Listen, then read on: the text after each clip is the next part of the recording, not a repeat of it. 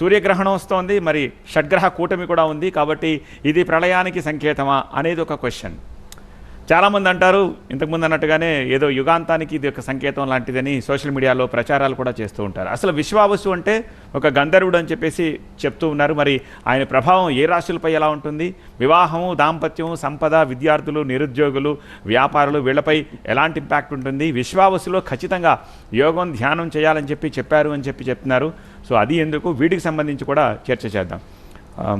అనంత్ శర్మ గారు, ఏమిటి విశ్వావసు, క్రోధితోటి విశ్వావసుని కంపేర్ చేసి చెప్తే లాస్ట్ ఇయర్ కంటే బాగుంటుందా బాగోదా, ఏం జరుగుతుంది? బాగుంటుందనే చెప్పాలి. ఓకే. అయితే ఇక్కడ బుధుడు తృతీయంలోకి రావడము, శని వ్యయంలోకి రావడం మేషరాశికి జరుగుతోంది. ఈ ప్రభావం వలన కొంత మరణాల సంఖ్య పెరుగుతుంది అనే మాట శాస్త్రరీత్యా చెప్పడం జరిగింది. ఇప్పుడు మొత్తం 6 గ్రహాల వలన వచ్చే ప్రభావం అనడానికి లేదు. ఇది కేవలం ఈ 2 గ్రహాలు, అవి కూడా ఒక చోట లేవు. ఇది 3వ స్థానంలో అంటే మిథునం దగ్గర ఉంది, ఇదేమో వ్యయం అంటే మీనరాశిలో ఉంది శని. ఇవి 2 ఇంత దూరం ఉన్నా సరే వాటి ప్రభావం గురించి చెబుతున్నాం. అంటే ఏమైపోయింది, ఒక చోటకు వచ్చినందువలన ఏవో చేసేస్తాయని కాదు, ఎక్కడెక్కడ ఉన్నా వాటి స్థానాలను బట్టి వాటి ప్రభావాలని మనం గుర్తించాల్సి వస్తుంది అనే విషయం అర్థమవుతోంది. కాబట్టి దీని ఒక్కదాని వల్లనే జరుగుతోందని కాదు. కాబట్టి ఈ పైన వచ్చే ఫలితాల విషయంలో ఈ 6 మాసాలు మే వరకు ఉన్న ప్రభావంలో ఏమో ఈ రాజుకి దోషము అని ఏదైతే చెబుతూ ఉన్నారో అది మే వరకు చెప్పారు. కాబట్టి అది విశేషంగా ఆ ప్రభావాన్ని ఏ ఏ దేశాలపై చూపిస్తోంది అన్నప్పుడు వాటి యొక్క రాసులు ఏవిగా గుర్తించాము అనే దాన్ని బట్టి ఆధారపడి ఉంటుంది. భారతదేశానికి కర్కాటకం అని చెబుతాం, అలాగా వేరే వేరే దేశాలకు వేరే రాసులు చెప్పడం జరిగింది. ఆ స్థానాల నుంచి ఏ గ్రహాలు ఎక్కడున్నాయి అనే దాన్ని బట్టి మనం ఫలితాన్ని చెప్పాల్సి వస్తుంది. ఇప్పుడు ఉగాది ప్రారంభం కాబట్టి ఉగాది నుంచి మనకి ఏ గ్రహస్థితులు మార్పులు వస్తున్నాయో కొత్తగా ఈ ఉగాది ప్రారంభించి ఈ సంవత్సరంలో ఎలా ఉంటుంది అని గుర్తించవలసి వస్తే మేజర్గా కనిపిస్తున్న లక్షణం దేనివల్ల కనిపిస్తోంది అంటే ఈ బుధ శని వలన కనిపిస్తోంది.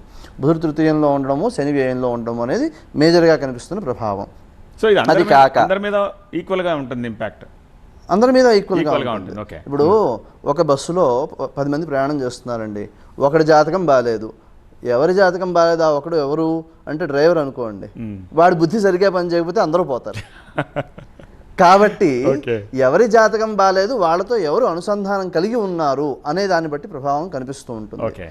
ఇది మనం ఈ భారతదేశంలో ఇంతమంది ఇలా ప్రాణ నష్టం జరిగే అవకాశం ఉంది లాంటి పదాలు ప్రయోగించేటప్పుడు సామూహికంగా జరిగే మరణాల్లో అన్ని రాసుల వాళ్ళు ఉంటారు. మనకి ఆ మధ్య ఫ్లడ్స్ ఏవో వచ్చాయి, లేకపోతే ఇప్పుడు మయన్మార్లో వచ్చింది, ఈ రాసుల వాళ్ళే పోయారు అనడానికి లేదు. కాబట్టి మనకి ప్రభావం సామూహికంగా చెప్పినప్పుడు, దేశగోచారాన్ని గురించి చెప్పినప్పుడు దేశం మొత్తం మీద ఉంది అన్నప్పుడు ఈ రాశి వారికే అని మనం నిర్దిష్టంగా చెప్పడానికి అవకాశం లేదు. కాబట్టి రాసుల వాళ్ళని భయభ్రాంతులను వ్యక్తిగతంగా చెప్పి భయభ్రాంతులను చేయడానికి మనం పూనుకోవడానికి వీలు లేదు. కాబట్టి ఆ జాగ్రత్తలతో ఉండాలి. ఏ రాశి వారికి ఏ ప్రభావాలు చెప్పారో ఆ ప్రభావాలు వ్యక్తిగత జాతకం ప్రకారం ఆ ప్రభావాల యొక్క తీవ్రత అంతగా ఉందా లేదా కూడా చూసుకుంటే తప్ప యూట్యూబ్ ఛానల్లో చెప్పే వాటిని విని భయపడవలసిన అవసరం లేదు.